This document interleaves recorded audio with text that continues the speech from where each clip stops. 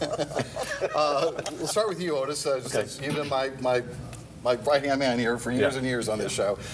Let's start with everybody's pick for Memphian of the Year.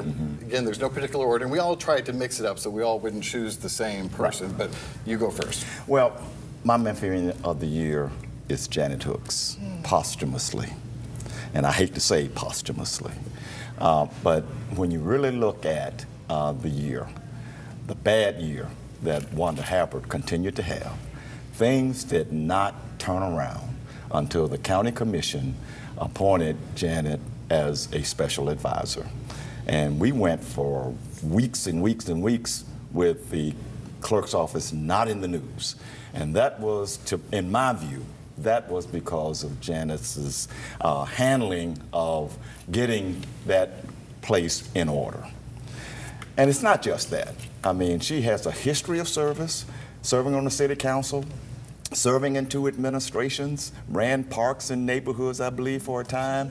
And, you know, yes, her name is Hooks, but I believe that Janet would have been a success even if her name was Smith or Jones. So that's my Memphian of the Year. Even though she passed away a couple of months ago, she was an outstanding public servant. I would say well-deserved, for sure. Sam Hardiman, your choice. Yeah, so I chose 2 people, and that is the parents, the mom and stepdad of Tyree Nichols, Rovan and Rodney Wells. They had probably the worst day of their life on January 7th, and they bore that burden, that traumatizing burden, very, very well, with grace, with dignity. They've been in the news, they have been in front of the cameras hundreds of times in that period of time, and look at the message they sent after he died, you know? For the city to be peaceful, for people to, not, sully his name with violence. And not everyone can do that. And so that's quite the accomplishment. I couldn't agree more. I think they made a difference in how this city reacted to that tragedy, for sure. Deidre Malone? So my Memphian of the Year is Mayor Jim Strickland. I have to say that he has fought till the end. He's still trying to pass legislation. He's had a great 8-year run, but this last year was really tough on him with the death of Tyree Nichols, but I love the way he and CJ, Chief Davis, handled it.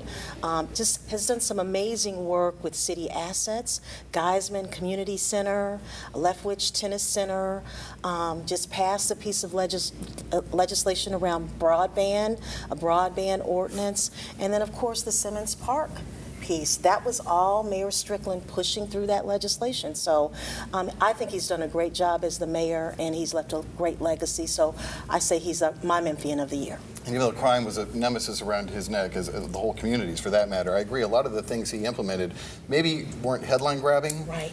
Community centers are scattered throughout the city. Broadband is kind of hard to visualize and show people, but I think long term he's probably made a lot of difference in a lot of ways. And also hired at least 1,000 new police officers. Crime is still an issue. It's going to be an issue for the new mayor, but I think he did what he could do at this time to try and at least hire police officers. Okay. And let me throw in there too one thing about Jim Strickland. He, even though it was just in his last year of his 2 terms, he raised the public's awareness of what's going on in the courts. I mean, only 40 cases handled in the last year. He called it a revolving door, and I think the new administration, and if they're wise, they'll follow through with that and create a center to figure out, is it really a revolving door and who's at fault? I mean, that was eye-opening, I have to say. Yes, very much so. And to that point, right? This is a job that he's not elected to do, right? He doesn't have anything to do with the court system, yet he has shaped the narrative around the court system. And as he exits the stage right now, he's had an 8-year run of clearly the most powerful politician in this town, clearly has made an impact on public debate beyond just the programs. And so you look at it, and there's going to be a bit of a vacuum as to who is really the big, force in Memphis politics as he leaves.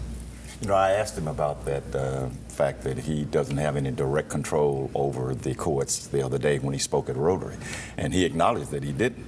But he said, I could have used the bully pulpit a lot sooner. His only regret was that he didn't start talking about this a year or two earlier.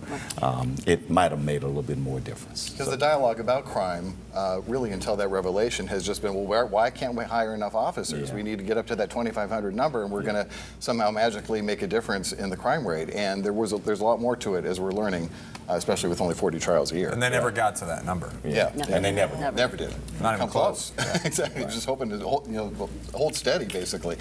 Susan, you also didn't choose just one person, but a group of people. Who are they? Did. I chose Persons of the Year, and that is everybody, the 28% of the registered voters who bothered to go to the polls and vote in the mayoral election. Thank you, Susan. I appreciate it. Yeah. First award I've got. So you're Person of the Year. So we're all people of the year. Except me. I got DN next out of Memphis. Oh, well. You could have snuck in. No, but there's a serious note about that. Yeah. And that when you think about it, if it's 28%, it's close to 25%, nearly 75% of the registered voters didn't even bother to go to the polls. So now we have a new mayor coming in who even though the slate was about 19 candidates running for mayor, the top 5, 6 divided up the vote the most.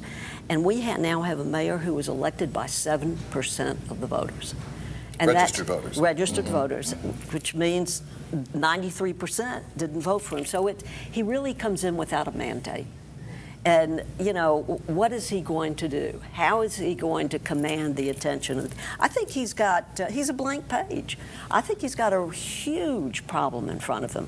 He's young, relatively inexperienced, not much experience. We're negotiating with the city council. So what I think is going to happen, you're going to see an extension of the Strickland era. So we'll see what happens. But it also, the low turnout of the vote tells me that in a community where we have 24% poverty rate, 26% are underemployed, that 50% of the people say, what's in it for me? Yeah. Why are they going to turn it around for me? I thought it was certainly reflective of the cynicism in this city, that anything can get better. I'm not sure it's only cynicism, Richard. I think people vote for two reasons. If people think something's going to happen with their vote, they'll vote. Well, people vote for two reasons. They vote because they think the outcome of the election will make a difference in their lives, or that the outcome of the election, basically makes a difference in their lives. And these people don't think so. Yeah. So it's unfortunate. Okay. Well, speaking of unfortunate, my Memphian of the Year is Wanda Halbert. Bless her heart. Now remember, it's for better or worse. Better or worse? Okay. She did have a reprieve there for a little bit when Janet Hooks was helping her out, but sure enough, we're right back at these issues with leases in Millington, the one at Poplar Plaza. Now we hear there may be other leases where there's trouble too, according to Commissioner McWright. And, I just think that should be a really basic transaction for people when they deal with their government is I need my car tags renewed and I can pay you a set amount of money and I'm going to get my car tags. This should not be complicated. You should not have 90-year-olds waiting out in the heat for hours and hours trying to get their car tags, and there should be something done about it. But because the way this system is set up, there's very little that can be done apparently because she's duly elected. So maybe... well, let me take your real quick, yeah. Your Person of the Year. It's a real reflection why people should know who they're voting for. Mm-hmm. And instead of just going to the polls and voting for a name, as we're wont to do, especially with judges, learn who you're voting for. Reporters and news outlets like Otis and Sam provide us with that kind of information. Voters should know ahead of time who you're voting for.